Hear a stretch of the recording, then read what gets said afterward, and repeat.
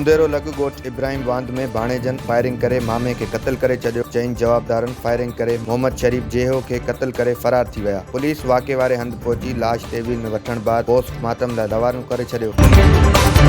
उॾेरोलाल जे सरकारी स्कूलनि में बुनियादी सहूलतूं, लाई, पाणी समेत फर्नीचर जी खोट, शागिर्द ऐं उस्ताद ॾुखियाईनि खे मुंहुं ॾियण लॻा। उॾेरोलाल, ताहिर हिंगोरो, नौबत मरी, भाऊ खान पठान ऐं भरपासे वारे इलाइक़नि में वाक़े केतिरा ई सरकारी स्कूल हिन जदीद दौर में बि बुनियादी सहूलतुनि खां महरूम ऐं इंतिज़ामिया ऐं आला इख्तियारी अगोर निंड सुतल। न्यू सईदाबाद लॻ ॻोठ जुमू खान हाजाणू में ॻोठाणनि पारां पुलिस जी ज़्यादतियुनि ख़िलाफ़ ऐं नौजवान खे बेगुनाह गिरफ़्तार करण ते क़ौमी शाहराह ते पुलिस ख़िलाफ़ एहतिजाजी मुज़ाहिरो कयो वियो। इन मौक़े ते एहतिजाज कंदड़ मीडिया सां ॻाल्हाईंदे चयो त SHO भट्टो केटी नौजवान खे बेगुनाह गिरफ़्तार कयो आहे। SHO जे ज़ुल्मनि खां बचायो वञे। SHO ख़िलाफ़ कार्रवाई करे नौजवान खे आज़ादु कयो वञे।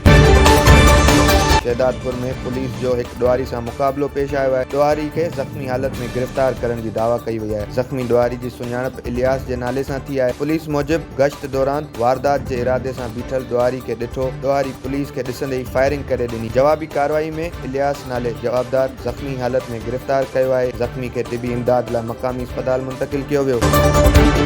हिंगोरजा में 4 ॾींहं अॻु मुबैना तौर ते फाओ खाई आपघात कंदड़ नौजवान शकील शर जो मौत वारो मामिलो हल न थी सघियो। वारसनि पारां क़त्ल जो शक ज़ाहिर कंदे ॿीहर जांच जो मुतालबो कयो वियो आहे। उन मौक़े ते शकील शर जे चाचे मोहम्मद अली चयो त उस्मान बशीर शर असांजे चवण खां बग़ैर लाश पुलिस वापसि खणी आई। शकील शर मरण खां पोइ संदसि 2 मोबाइल फ़ोन बि गुम थी विया आहिनि। असां क़बर कुशाई जो मुतालबो करियूं था।